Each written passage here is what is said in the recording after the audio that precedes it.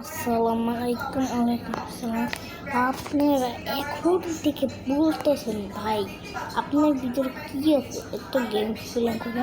মানে হইলো আমাদের কী আছে এত গেম খেলা করে?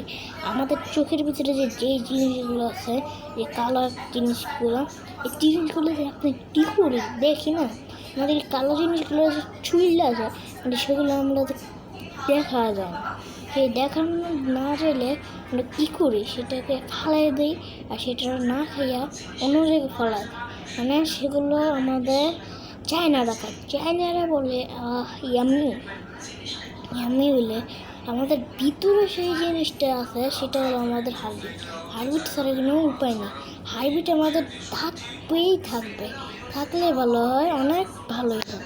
আমাদের কথার জন্য আমরা একটা জিনিস মনে করব, সেই জিনিসটা হলো অনেক দিন পরে আমি একটা গেমস পেয়েছি, সেটা হলো মাইনক্রাফট। মাইনক্রাফটটা আপনার একটা পছন্দ পেয়েছি।